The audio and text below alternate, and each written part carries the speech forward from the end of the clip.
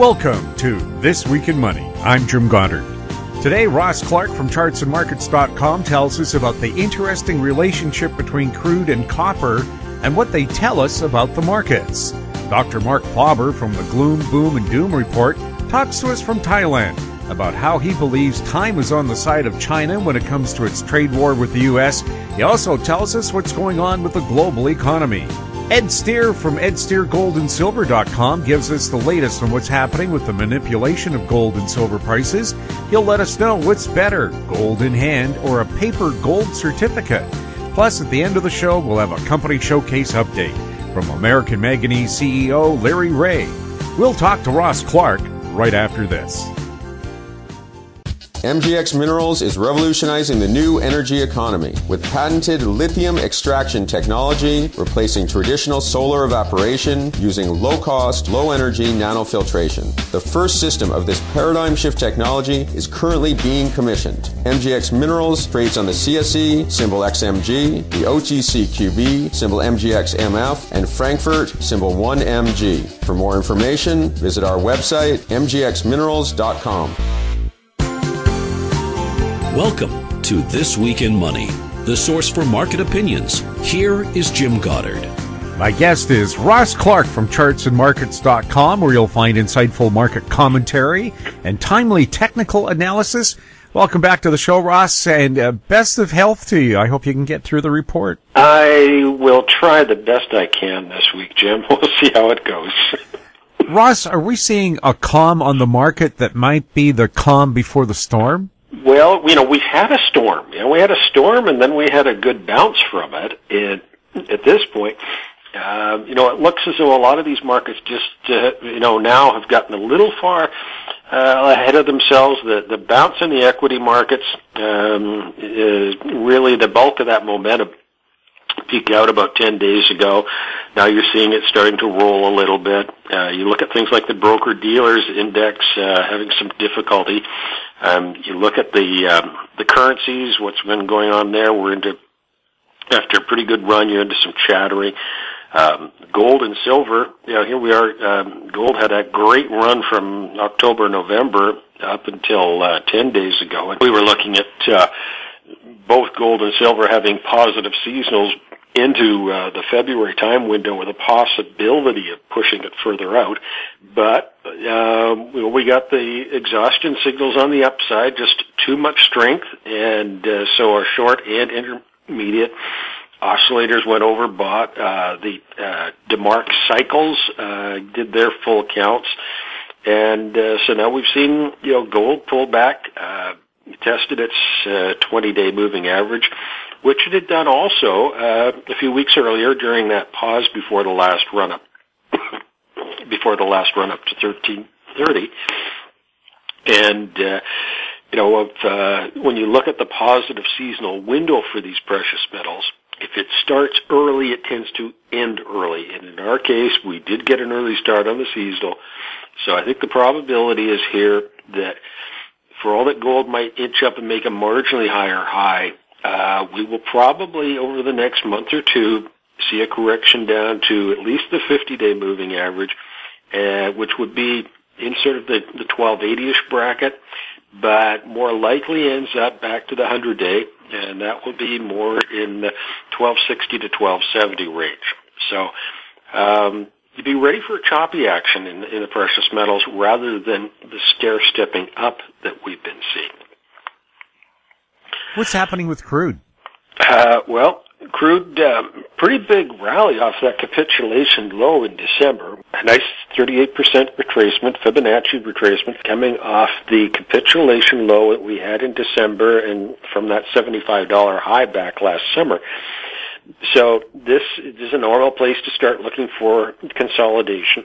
And we've been doing a correlation for the last year and a half with the copper market. And that the copper market, being an industrial commodity and also known as Dr. Copper, tends to have a good lead time quite often in terms of the economic activity that we're seeing, because as you're getting inventories being drawn down on copper, tends to be part of a strong economic cycle, and inventories build up, copper prices drop off. So when we look at what's been happening with copper for the last year and a half, it's been leading the crude oil price by about 2 months. And the action that we've seen in crude oil right now, this 38% retracement, is exactly what we saw in the copper market 2-3 months ago. And it then fits nicely with the consolidation phase that I can see, where we've been up and kissed the $55 level on crude, probably gets back into the $44 to $47 range, and that could provide a very, very important low. Ideally, it would be at a higher low than the one we put in December, and then that can set the stage for the extended run on the upside. And we've got a number of the oil stocks and gas stocks that produce good sell signals here recently. Suncor and Canna and Apache coming off some nice highs. We'll probably see some very nice buying opportunities as we push through probably maybe a month or two from now. Ross, thank you so much for chatting with us, and good luck with that cold. Thank you, Jim. My guest has been Ross Clark from chartsandmarkets.com. Coming up, Marc Faber from Thailand, next on This Week in Money. Always consult your investment professional before making any investment decision.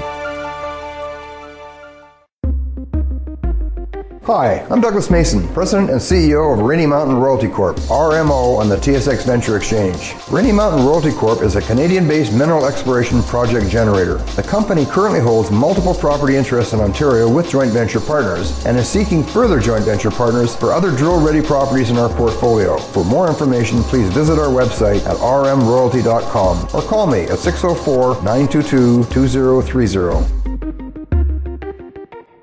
Aven Resources Limited is a gold exploration company with significant projects in British Columbia, Saskatchewan, and the Yukon. Trading on the TSX Venture Exchange, symbol ABN, and the pink symbol ABN-AF. Surrounded by world-class gold deposits and mines, Aven's 23,000 hectares Forest Kerr Gold Project is located in the heart of the Golden Triangle in northwestern BC. For more information, visit us at avenresources.com. This Week in Money is archived online at talkdigitalnetwork.com. Welcome back to This Week in Money. We're speaking with Marc Faber, editor and publisher of the Gloom, Boom, and Doom Report online at gloomboomdoom.com. He's speaking to us from Chiang Mai, Thailand. Marc, welcome back to This Week in Money and Happy New Year. Well, thank you for having me on your program. Marc, is the U.S.-China trade war heating up or cooling down? Well, I think that it's a war that nobody will win. I think there'll be two losers, because I think the relationship as it was not all that bad, simply because a lot of goods are no longer manufactured in the U.S., and now we had essentially a relationship where China manufactured these goods, partly by U.S. corporations that had businesses in China. And they exported these goods, and the U.S. in turn paid dollars to the Chinese, which then the Chinese would invest in U.S. treasuries and also in U.S. and, by the way, also Canadian real estate. So altogether, it's difficult to say who had a better deal. The one who was receiving the goods, namely the U.S., or the one who was receiving the dollars that in the long run are likely to depreciate in their purchasing power. Do you think there's any chance that the current U.S.-China trade talks will be successful? Well, as you know, Mr. Trump has a vocabulary that consists of great and amazing and so forth. So whatever the announcement will be, it will be a great, great achievement by the U.S. president. when in fact I don't see any possibility of a trade agreement with China being particularly favorable for the U.S. Time is on the side of the Chinese. They're in no hurry. It's a huge country. Exports to the U.S. are about 3.4% of GDP. So it's not a huge deal for China. And so I think that the Chinese, they can essentially, like the Japanese in the 70s, they all the time were talking with the U.S. about trade agreements and unfair trade practices by the Japanese and so forth. And in the end, what came out of it? Nothing at all. The trade deficit with Japan never went down. Is China's economy in trouble?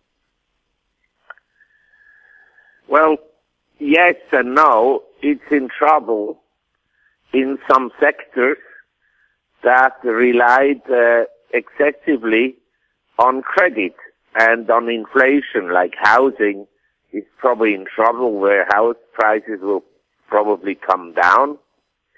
And I think that a lot of industries will suffer because industrial production around the world is contracting or no longer growing. So yes, there are industries that are in a poor shape. On the other hand, when you look at the country, it's so large, many provinces and many cities are in the early stages of development and can continue to grow. So, on balance, if you ask me, are you bullish or bearish about the Chinese economy? The stock market has gone down already a lot. I think in the long run, China will be an incredibly important economy, and you should have some money in China. Now, are we in China in 1927 or in 29 or already in 1931? You know, ahead of a recession or maybe even a depression? Who knows? But if China has really an enormous problem, I think the whole of Asia has a problem, and combined with Europe, that is now officially essentially no longer growing and probably contracting if you look at the industrial production in Germany, at retail sales in Germany. So the two combined would be essentially more than 60% of the global economy. If that happened, then you would have a problem in corporate earnings in the U.S. Is China's real estate market leading the real estate markets around the world in decline? It may not have been leading the global real estate market in decline. Weakness began in Canada and in Australia and in some American cities maybe already 9 months ago. Sales volumes were down, and now prices have followed, and I think prices could follow even more. In other words, we had very inflated markets in cities like Vancouver, as you know, and in Toronto, and in Sydney, Melbourne, and then in American cities like Newport Beach, Los Angeles, Seattle, Denver, Dallas, San Francisco. And all these markets, I think they can come down, as well as in Europe, in London. Is China continuing to print money? Yes, they're stimulating the economy, but this is one factor that, in my opinion, is different than in 2016. In 2016, as you remember, between November 2015 and February 2016, the stock market had a large decline. and then it rebounded, and it made a new high last year. That may not happen at the present time, because I think additional debt may not help the economy at this stage. There is too much debt already. In fact, additional credit and more money printing may rather have a negative impact on economic activity. And so I think that even if you take the view the Fed will print, the other central banks will print and so forth, it may not help. We'll have more with Marc Faber when This Week in Money returns. I'm Douglas Mason, CEO of Naturally Splendid, symbol NSP on the TSX Venture Exchange. Naturally Splendid is a biotechnology and consumer products company focused on the global cannabis and health markets. Naturally Splendid is expanding distribution in this rapidly growing market with products currently in Canada, the USA, South Korea, Germany, and Australia. To view our comprehensive company presentation and for more information, please visit our website at naturallysplendid.com. Arctic Star Exploration, operated by a team of proven mine finders, is focused on diamonds in Finland and the Northwest Territories of Canada. Work programs are underway in Finland and Canada. Arctic Star trades on the TSX Venture Exchange symbol ADD, on Frankfurt symbol 82A1, and the OTCQB symbol ASDZF. Please visit our website arcticstar.ca or call us at 604-689-1799. This Week in Money is archived online at talkdigitalnetwork.com. Welcome back to This Week in Money. We're speaking with Dr. Marc Faber. Marc, this week President Trump gave a State of the Union address to Congress. What is the state of the world? Well, the state of the world is basically, put it simply, a global economy that has now expanded for essentially 10 years. June 2009 was the low in the economy. March 2009 was the low in the stock market. And so we're 10 years into an expansion, 10 years into a bull market. And usually expansions do not last forever. That's the aim of the Fed and other central banks, to make the expansion last forever. But business cycles have always been with us, and previous governments in the world have tried to postpone recessions and so forth, and it essentially never occurred. The recessions came whether you had expansionary monetary and fiscal policies or not. And so I think that the world is in a poor condition. Maybe they can postpone disaster one more time with money printing, but it doesn't mean that the economy is going to expand for the majority of people. In fact, I think the greatest embarrassment for the Federal Reserve would be that the stock market makes a new high, but at the same time, the economy is in recession. Is socialism growing, or are socialists just more outspoken? But this is a very interesting question, because I think that countries that experienced communism and socialism, in other words, the Eastern European countries after the Second World War, the Soviet Union after the Russian Revolution, China after 1949, as well as Laos, Cambodia, and Vietnam. I think these countries will never want to go back to socialism. But the wealthy countries of the world, where the young people are suddenly realizing that they're lagging behind, in other words, their income and their wealth is not as high, inflation adjusted, as it was for their parents. These people, they believe that we should have more government intervention, when we all know that these government regulations and excessive legislation has actually retarded economic growth. So we are in a peculiar situation where people around the world who never experienced socialism, they think we should have more socialism.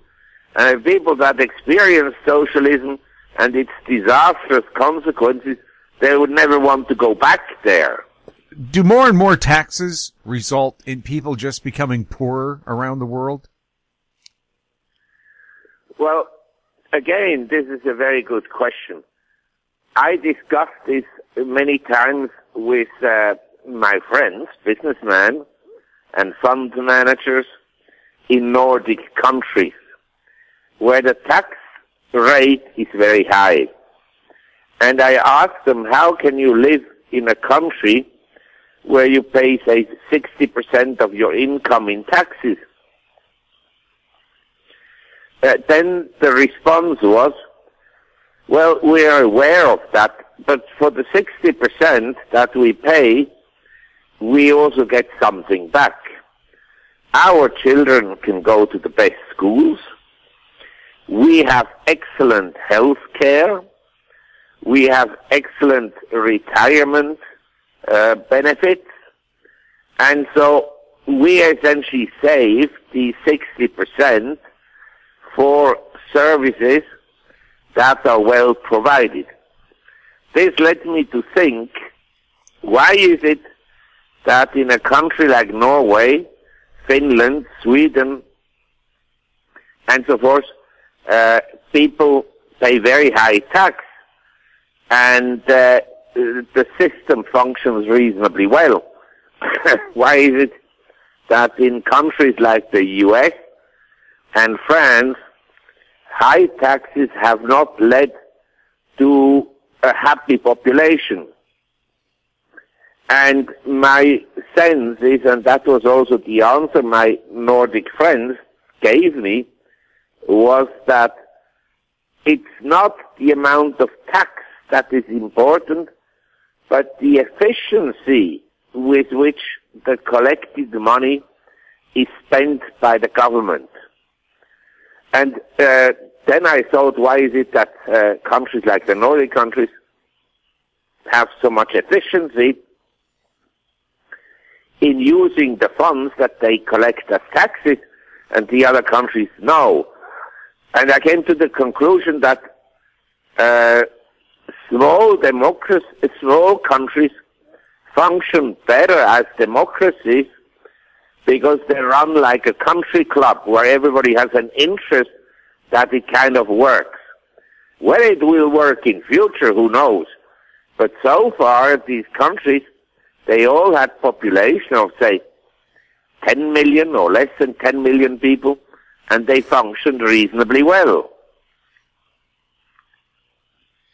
The U.S. markets just had a 20% correction. Is this likely a correction in an ongoing bull market, or is it the beginning of a bear market? Well, you can ask 100 people, and 50 will say, don't worry, the market will make new highs, and 50 will say it's the beginning of a bear market. Looking at the market, I think we don't know exactly where we will be in a year's time, but I think that the old leadership of FANG and FANG-related stocks and semiconductors and technology in general, that old leadership is not going to provide the leadership for the market in the next upward move. So in other words, like in year 2000, we had a change in leadership.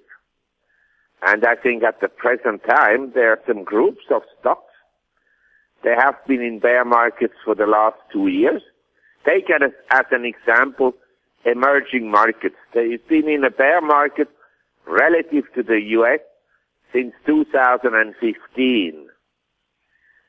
They're not absolutely as depressed as they were in 2009 or in 2003. But relative to the S&P, they're very low. And so we had bear markets in some assets and bull markets in other. Or you take gold, basically gold has been in the bear market since 2014. And it's bottomed out probably in 2015 and so on. But basically, the point is, I think a change in leadership will occur. And you should not, if you are in stocks, you shouldn't be in tech stocks, in my view. Do you think President Trump wants a stronger or weaker U.S. dollar, and what do you see ahead for the dollar? Well, I think that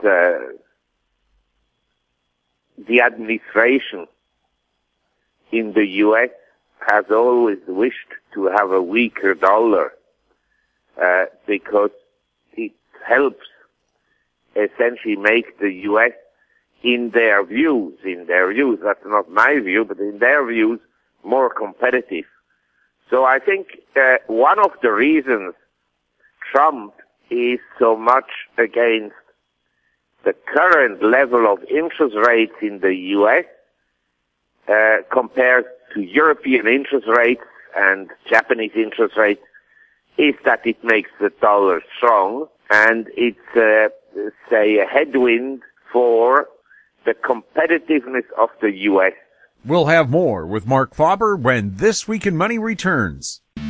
I'm Greg Johnston, CEO of Carl Data Solutions, an industrial Internet of Things company that provides big data solutions for monitoring critical infrastructure. Carl Data offers machine learning and predictive analytics features through our cloud-based applications to deliver key asset-saving operational insights from massive amounts of data. Carl Data trades on the CSE symbol CRL and the pink symbol CDTAF. For more details on Carl Data, please visit carlsolutions.com. Grand Portage Resources recently completed the 2018 drill program on its 100% controlled Herbert Gold discovery property located in the prolific Juneau Belt in southeast Alaska. Drill results are expected through late 2018. Past drill results included numerous multi-ounce gold assays on multiple veins. Grand Portage trading symbols are GPG on the TSX Venture, GPTRF on the OTC QB, and GPB on Frankfurt. For more information, please visit our website, grandportage.com. This Week in Money is archived online at talkdigitalnetwork.com. Welcome back to This Week in Money. We're speaking with Marc Faber. Marc, what do you see ahead for interest rates and the bond market? Well, again, different views exist there. I believe if you look at the level of interest rates, the 10 years Treasury bond yield in the U.S. is today 2.65%. The 10 years in Canada is 1.87%. In France, it is 0.546%. In Germany, close to zero. In Switzerland and Japan, zero. And even Portugal has 10 years yield of 1.65, Spain of 1.23%, and Italy about as high as the US, just a touch higher. It was lower before, but lately Italian bonds were weak, so it's slightly above. So when you take the U.S. Treasury, from a longer-term perspective, a yield in the U.S. of 2.65% is unattractive, okay? That we can all agree. But it is relatively attractive compared to Spanish, Portuguese, and European bonds in general. So my view is, in absence of knowing exactly where the world will be in 2 or 3 years' time or 5 years' time, I'm quite happy to own some treasuries in the U.S. President Trump is selecting a new head for the World Bank. Will that cause changes at the Fed and other central banks? That I doubt. I don't think that the World Bank has a lot of influence on central banks. I think the Bank of International Settlements have more power. But each central bank is by itself powerful.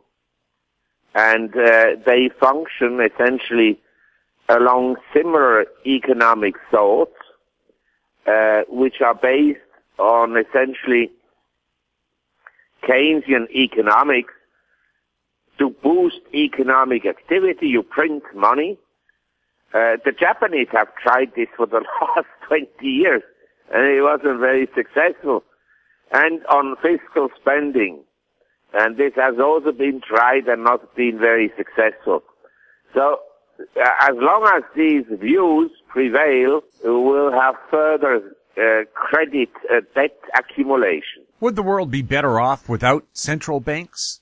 Well, to be fair, central banks have provided a lot of liquidity to the world, and I think the expansion we experienced in the last 20, 30 years, essentially since 1990 in China and in India and so forth, may also have happened, but at a slower pace without money printing. But you have to see, the expansion in China, particularly in the manufacturing sector, occurred to some extent, not only, but to some extent, at the expense of manufacturing in old manufacturing centers in the U.S. and to some extent in Canada. So we have a lot of cities in the U.S. that at one point in their history were important manufacturing centers, and today they're essentially dilapidated cities. What's your outlook for gold and silver this year?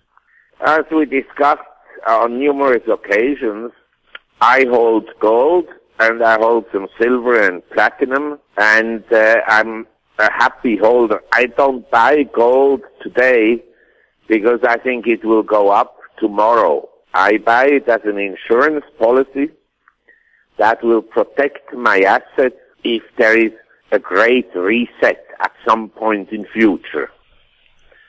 And so my outlook for gold in the long run is positive. Should you expect $3,000 or $5,000 per ounce gold in the next 12 months? That I kind of doubt. But I think we can have a further appreciation in gold, whereby the price depends to a large extent on the US dollar. On days when the US dollar is very strong, and I rather expect weakness in US dollars in the next 12 months. So I'm a dollar bear. I think the Canadian dollar is becoming relatively attractive. Relatively. But I think the most attractive, if you think it through and you say, okay, I think the US dollar will go down, then you may say, well, down against what? The other currencies are equally bad. And I say, yes, the other currencies are equally bad, with the exception of gold, silver, and platinum. So that leads me to the belief that if you're bearish about the US dollar, the most attractive option is to be long, essentially gold, silver, platinum. Is President Trump successfully putting a cap on the price of oil? I don't think he's very conscious of the price of oil. He doesn't want oil to collapse, because in a oil price collapse, the U.S. fracking industry will be out of business. On the other hand, he doesn't want to have very high oil prices, because that favors their so-called rivals, such as Iran and Russia. So therefore, I think I don't think he thinks a lot about oil. More and more electric vehicles are being produced. Is that bullish for the battery metal commodities? In theory, yes, but a lot of these commodities like cobalt have been weak over the last 2 years. So I wouldn't just buy these commodities in general. I'm just saying in general, commodities are not a particularly good long-term investment.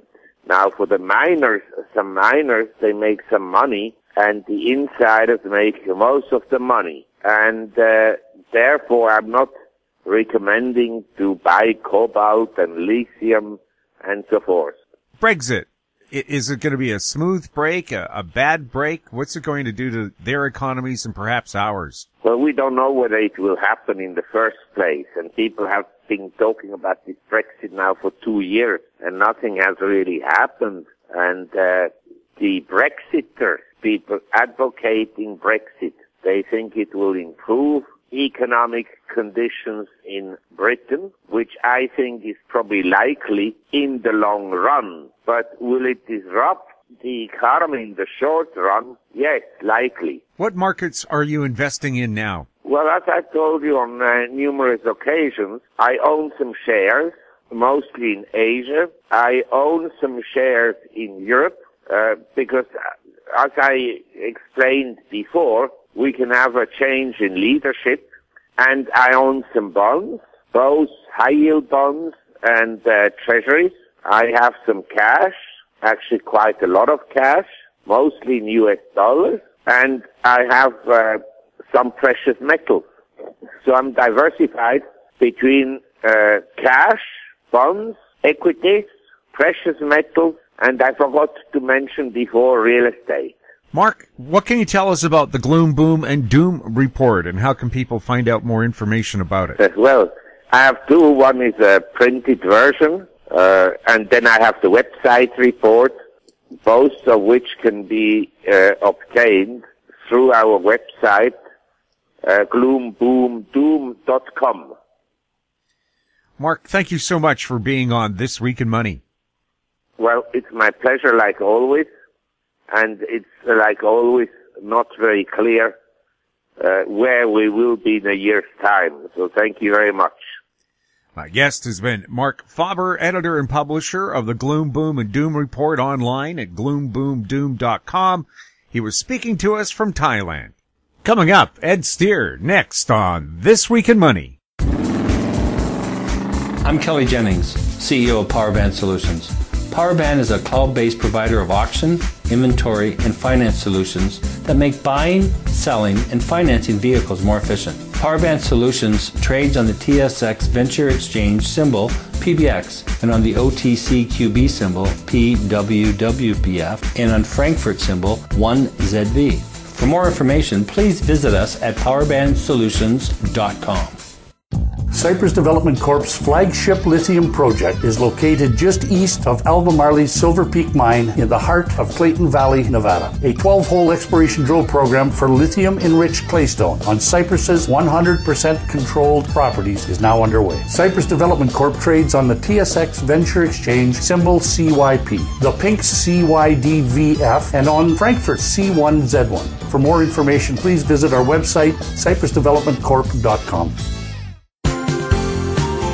This Week in Money is archived online at talkdigitalnetwork.com. Welcome back to This Week in Money. We're speaking with Ed Steer, the founder of EdSteerGoldandSilver.com. He's also a director of GATA, the Gold Antitrust Action Committee. He's speaking to us from beautiful Merritt, British Columbia. Ed, welcome back to This Week in Money. Well, thanks as always for having me on. How are gold and silver looking right now?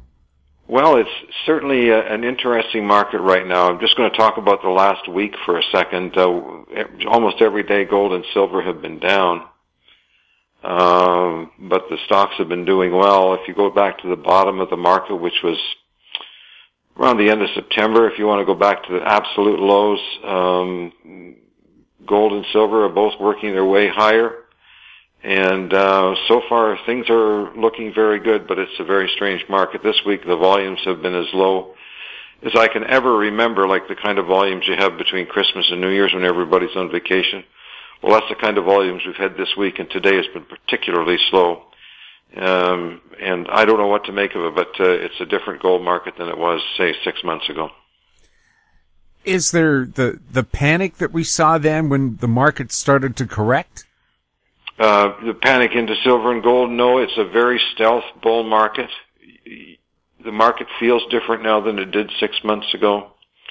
And I can't really put my finger on it, but from what I'm seeing after watching this market now for 15 years, I'm very positive about it. And I'm expecting good things out of the market for the remainder of the year. What are the commitment of trader numbers like for gold and silver? Well, because of the U.S. shutdown for a month, we haven't had a commitment of traders report or bank participation report since December the 24th or thereabouts. And so the data that we're looking at right now is a month old. The CFTC has decided in their infinite wisdom to update the data from the oldest first to the newest. And the data that we're going to be looking at in Friday's COT report is a month old. They're putting out 2 COT reports a week now, and we won't see the latest COT data. In other words, they won't be caught up in the commitment of traders report until what looks like the report that comes out on March the 1st. So we're looking at ancient history every day or every week now for the next month. So I'm not happy with what the CFTC has done, but that's the way they decided to do it. So right now, I would say the COT report shows a market neutral to bearish in both gold and silver. Do you have any idea, Ed, why they did it that way? You would think you'd want the latest data first. Well, you would think so now, wouldn't you? And Ted and I had a discussion about that, and we both feel that this was deliberate, that they decided to do it this way so that they can, whatever's going on beneath the surface in the market, we don't find out about until the latest possible date. And the whole thing is absolutely ridiculous. Can you imagine if the Dow had been shut down for a month and they gave us this, not today's stuff, but a month ago stuff first? It would be ridiculous, and this is just as ridiculous. A typical bureaucratic bumbling, or they just don't know any better? Well, it's a combination of that, and we figure that it's deliberate on their part. We'll have more with Ed Steer when This Week in Money returns. Media recognition from Bloomberg, Reuters, recycling trade publications. Patented process for 100% recovery of critical metals, including cobalt, lithium, nickel, manganese, aluminum. American Manganese is focused on recycling lithium-ion batteries for electric vehicles. American Manganese trades on the TSX Venture, AMY, the US, AMY.V, and Frankfurt 2AM. For more information, visit AmericanManganeseInc.com or phone me, Larry Ray, at 778-574-4444. This Week in Money is archived online at talkdigitalnetwork.com. Welcome back to This Week in Money. We're speaking with Ed Steer. Ed, what would you prefer to have in hand, physical gold or a paper certificate? Well, that's a very easy question to answer. Having the physical metal in hand is infinitely superior and the only option that anyone should consider if they're purchasing the stuff. Going out and buying an ETF or whatever is not buying the real thing. Go out to a reputable precious metal dealer, buy it, hold it in your hand, squirrel it away someplace, and don't even think about buying paper, silver, or gold. What's the advantage of having the actual physical gold? Because there's no way that anybody can default on it. It's nobody else's liability. You have the ownership of the actual physical metal. If you buy paper, there's no guarantee that the person on the other side of that piece of paper is going to be able to deliver the physical metal if required to do so. So in this market right now, I would not even think about holding paper precious metals of any kind. Do you think there's a shortage of physical gold? If everybody called in their certificates right now, would they actually get their gold? There's no chance that would happen, and there's no way that anybody, even a small fraction of the people, will get the gold that they wanted because, first of all, the central banks aren't giving the stuff away. And secondly, the retail market out there, the pipeline is so long and so thin that it would only take a week or so's worth of strong buying to completely wipe out the physical inventories everywhere on planet Earth, especially in North America. Because once the people start to buy the stuff hard and physical, I can tell you right now, having been in the retail business for 4 years, it only takes a couple of weeks and the pipeline is dry right down to the manufacturer and the mints. And I've seen the lineups, the back orders 3-4 months long, and that would happen in no time at all this time as well. Do you think that could happen if the stock market does a sudden big dump? Well, that's certainly the case, but, it would take more than that. You'd have to see precious metal prices rising rapidly, and I think the moment that starts to happen, you'll see people back in the physical market virtually overnight. And like I said, within days or weeks, the cupboard would be bare for months, if you ever saw it again. Would that also drive the price up? Certainly, but the price is not driven by supply and demand. It's done on the COMEX futures market in New York. The prices are not set by physical. If people going out and rushing out and buying the stuff, only if you buy a COMEX futures contract does it affect the price. That's where the price is set for just about every commodity. What's the story for silver? Is it the same as gold? Very much, and even more so. Gold is one thing, but silver is something else again. There's so little of it out there. If you had to go out and buy it in huge quantity, it's just not available. Silver is going to vastly outperform gold, and I expect that the silver pipeline will dry up virtually immediately. And if it's a strong rally in silver, there will come a time when it just won't be available at all. We'll have more with Ed Steer right after this. Hi, I'm Douglas Mason, President and CEO of Magnum Gold Corp, MGI and the TSX Venture Exchange. A 2015 drill program on the LH property intersected several high-grade gold intersections, including 11 meters of 20.66 grams per ton gold. Additional drill targets on the LH property have been identified by a 2018 drone airborne magnetic survey to further evaluate a pyrrhotite-enriched gold-bearing system. Please visit our website at magnumgoldcorp.com. Don't miss out. Stay informed. Receive the HowStreet.com weekly recap with thought-provoking podcasts, radio, and articles delivered to your inbox. Sign up for the HowStreet.com weekly recap on our homepage at HowStreet.com.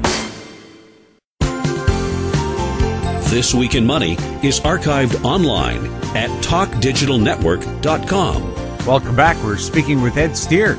Ed, who are the recent buyers of gold?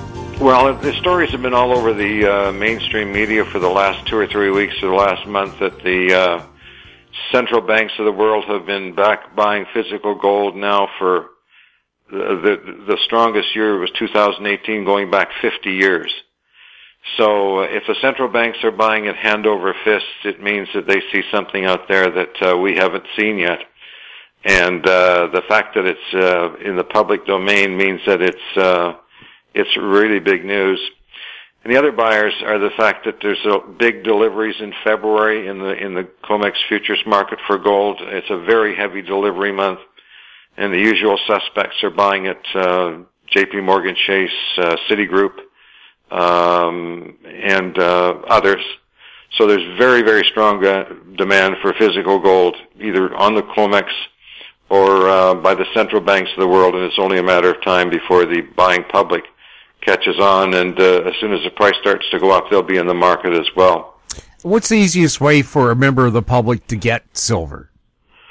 Precious metals, if you just go on Google and find your nearest reputable dealer in the city where you live, and there's probably 2 or 3 of them if you live in a major center, and just see who they are and pick up the phone and go to their website and see what their prices are. And if they've been in business for a while, they're very reputable, and just go down there and take your money and buy the stuff and walk out the door with it. It's very, very simple. It's like buying anything else. Do the prices vary a lot between dealers? Yes, they do to a certain extent, but say for gold, I mean, the maximum markup on a gold Maple-Leaf is 5%? So it might be 4.5% at another one place, and 5.5%. We're talking with $3 or $4 or $5 difference in price for a gold eagle, or gold Maple-Leaf, or gold coin of any kind. So the dealers really don't matter. If they've been around and reputable, that's who you want to deal with. Silver, the markup is far more substantial, and that's mainly because you get so much of it for your money. It costs a lot of money to ship this stuff around and insure it. So the markup is a lot higher in silver, but that's always been the case. Is the U.S. dollar stuck in a trading range? Well, it certainly has for the last year. It's been sitting there oscillating up and down 10 or 20 or 30 basis points from where it is right now.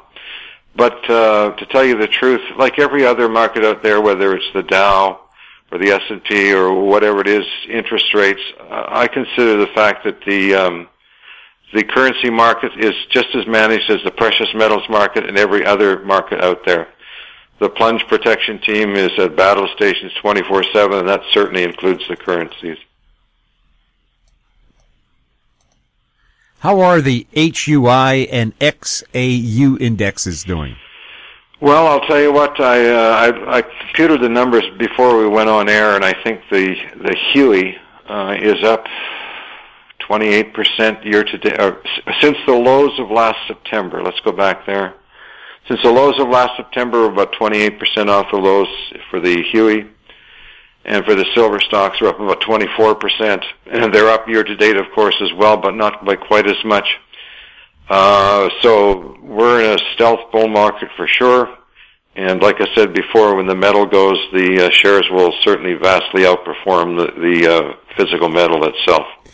Are junior gold and silver stocks showing strength this year? Even more so than the larger cap HUI and XAU stocks. They're always the ones that turn in huge performances vis-a-vis their larger counterparts. Normally they start to rally a bit later in the cycle, but when they do start to move, they move far faster than the larger mining companies. And to tell you the truth, and in the interest of full disclosure, almost all of my precious metal holdings are in the juniors. Are you more bullish on gold or silver? I'm bullish on both, but if I had to and I have put my money down on it, I'm far more bullish on silver. Silver, as most of your listeners know, has been, the price of that metal, along with gold, of course, has been actively managed for the last 25 or 30 years. And silver has been so depressed in price that, what is it selling, 80 to 1? You can buy 80 ounces of silver for 1 ounce of gold. And they dig it out of the earth at 9 ounces of gold to 1, or 9 ounces of silver to 1 ounce of gold. So just going back to even a reasonable price ratio of 10, even 20 to 1 would put silver at over $60 an ounce today. So silver is where it's at. That's where I have all my money, or virtually all of my money. And if I would make a recommendation of any kind to your listeners, if they're going to put money into the precious metals, silver is where I would put it. Do gold and silver usually run in unison or at different times? Well, normally they run in unison. There are circumstances, like I said, the short position in the COMEX futures market in silver is so large compared to the metal itself, and J.P. Morgan has been actively suppressing the price ever since they took over Bear Stearns in 2008. But the moment they take their thumb off the price and it's allowed to trade freely, silver will vastly outperform gold, and I mean vastly. It will be awesome to watch when it does happen. Wasn't there some kind of legal action involving someone from J.P. Morgan? Yes, this happened back, I think it was in November or October. It came out that the Department of Justice, of all people, had charged and received a guilty plea from an ex-J.P. Morgan precious metals trader, and they were supposed to convict him, I think it was by December the 19th. And that got pushed back until June of this year, so we're already 2 or 3 months down the road on that. But it's not a fact that they've just been caught red-handed. It's the fact that they're just waiting for sentencing for this guy, and the fact that this Department of Justice made no bones about it, that this is an ongoing investigation with J.P. Morgan. And I know that silver analyst Ted Butler is following this closely and has written extensively about it. And that's certainly a sword hanging over J.P. Morgan right now. So I got a feeling, and Ted has the feeling that, certainly has the feeling that the strange action we're seeing in the silver market, the precious metals market, since that conviction came down back in, I think it was November or October, is one of the reasons why the market is acting as strangely as it is, because J.P. Morgan isn't as active as they used to be. Ed, what's the latest with the Gold Antitrust Action Committee? Well, I know that Bill and Chris and I still get interviewed on programs such as yours, for which we're all grateful, and I thank you. And I know that Chris is off to Hong Kong and Singapore, I think next month, to speak at 2 or 3 conferences over there. And we continue to put out the word about the precious metals price management scheme, as I do in my column every day, and as Ted Butler puts out in his biweekly column. You know, it's a well-known fact out there now that they are managed, and it's just a matter of waiting them out until this thing is over, like when the London Gold Pool failed in 1964. This price management scheme will fail too, and GATA has been at this since 1999 and will continue until it's done. Ed, how can people find out more about your newsletter? If they're interested, they can go to my website. They just have to Google my name, Ed Steer, S-T-E-E-R, and my website will pop up, and they can click on my website. And there's a column there, a sample column they can read, and if they're interested in what I have to say and how I say it, they can subscribe, and the freight is $100 US per year. Ed, thank you so much for being on This Week in Money. Thank you for having me. My guest has been Ed Steer, founder of EdSteerGoldandSilver.com. He's also director of GATA, the Gold Antitrust Action Committee. He was speaking to us from Merritt, British Columbia. And a reminder, Ed's latest article will be available on our website today for free. And that wraps up our show for this week. We'd like to thank our guests, Ross Clark, Marc Faber, Ed Steer, and thank you for listening. If you have any questions for the show or our guests, you can send them to info@howstreet.com. Now stand by for a company showcase update from American Manganese CEO and President Larry Reaugh. I'm Jim Goddard. We'll be back next week with more This Week in Money. Comments made on This Week in Money are an expression of opinion only and should not be construed in any manner whatsoever as recommendations to buy or sell any financial instrument at any time. Archived online at TalkDigitalNetwork.com. This Week in Money is a production of Howe Street Media Incorporated. Executive producer is Tom Allen. Welcome to Company Showcase, an advertising feature on HoweStreet.com. I'm Jim Goddard. I'm speaking with Larry Reaugh, President and CEO of American Manganese. Welcome back to the show, Larry. Well, it's always a pleasure to be on the show, Jim. Larry, you put out an exciting news release today. Actually, it went out yesterday, but it's still exciting. We're finally testing on our pallet plant. And what I wanted to explain to people is that, we've been waiting for this. I know the shareholders have been waiting for this to happen, but this is not something that this is a technology that has to be nursed through, engineered, everything else, and then tested before we really start running a lot of material through. So we've got 5 stages, and I'd just like to explain those stages so that people understand. What the stages represent is a testing period for one stage, a testing period for the second stage, and what that does is it gets rid of any bottlenecks or any problems that you have in that stage, rather than try to do the whole testing in one shot where you could have problems develop, and then you've got to troubleshoot, and you've got downtime, and it's all kinds of things that can go wrong in a new plant. So doing it by stages, Cametco doing this by stages is an excellent way of approaching it.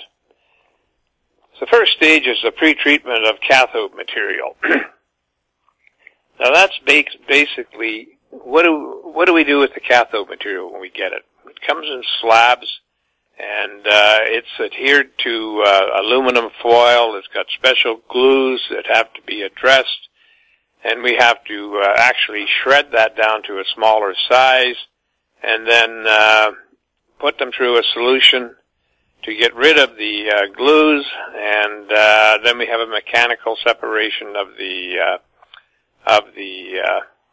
foils, and that's we make sure that that's working top notch. We had Cametco had to design a process for that, and on a bench scale it worked, and now we've got to try it on a automated scale.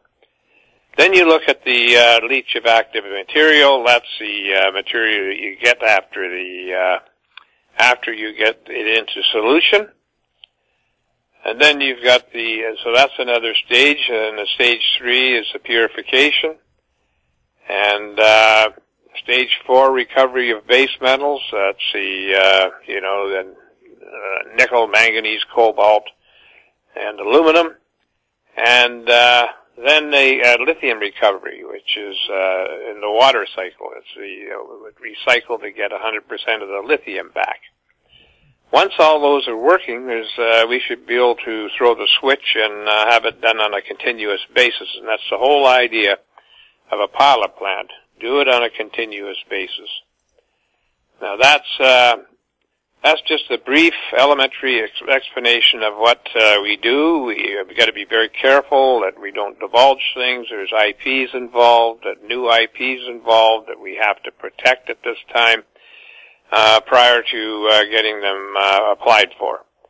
So I'm really happy with the way everything's turning out. We're on schedule. We gave ourselves 15 months, I think it was, to complete this stage, and we've still got a couple of months to go. So that's, I know that people think that we're behind time and everything like that, but maybe we were a little premature or a little more too optimistic on our timeline. The other interesting things that are happening in the industry is I see that Benchmark, who've become one of the leading companies when it comes to EV batteries, and they're even consulted by the Senate committee in the U.S., they're projecting that there will be, I think it is 70 lithium-ion battery mega factories under construction across 4 continents at this time. Now, 46 are based in China, that's no surprise, with only 5 currently planned for the U.S. So, it's really starting to show you that the U.S. is really lagging in the EV battery, or all lithium-ion batteries, but they're really lagging behind the rest of the world, and they've got to do some catch-up here. So, these are all exciting numbers. I mean, wow. I mean, where's all the cathode material going to come, metals going to come from, like the cobalt and the lithium especially. And they're talking about nickel going up at a tremendous rate. And, it's all just leads into what we're trying to do. And one other thing before I close out here is, in the last few weeks we've been getting more and more calls again from major battery producers and companies that are interested in what we're doing, and I'm talking about some are household word names. They're talking to us about our process again. Now that died off let's say starting about mid last year, and because there was nothing out there that said that anybody should be recycling batteries. As far as the talking heads were concerned, it was no money in it, and it was just a non-event. But now everybody's talking about recycling, and our day has come, and our timeline's going to work right into a perfect storm here. Larry, for people who are new to your company and your concept, what are you all about? We're a critical metals company that developed a concept for actually a patented process in 4 countries to take low grades of manganese and turn them into profit centers, and at the same cost as China was doing on 10 to 20 times the grade. So we took that technology and recognized that it would work or should work on the battery recycling of and the cathode materials. Now, we did a proof of concept. We got 100% of the cathode materials back, and we've done a lot of bench scale work. We've tested a lot of material from different battery companies and recyclers. And now we're at the stage where we're actually piloting the whole process in Richmond. So we can be reached at 778-574-4444. Or you can go to our website, AmericanManganeseInc.com. You can email me at LREAUGH@AMYMN.com. We trade on the Toronto Venture Exchange under the symbol AMY. We trade in the U.S. under the symbol AMYZF. And we trade on Frankfurt under the symbol 2AM. Larry, thank you so much for chatting with us. You're welcome. I've been speaking with Larry Reaugh, CEO and President of American Manganese. I'm Jim Goddard. Our conversation took place on February 8th. Comments made on Company Showcase are an expression of opinion only and should not be construed in any manner whatsoever as recommendations to buy or sell any financial instrument at any time. Archived online at HowStreet.com. Company Showcase is a production of How Street Media Incorporated.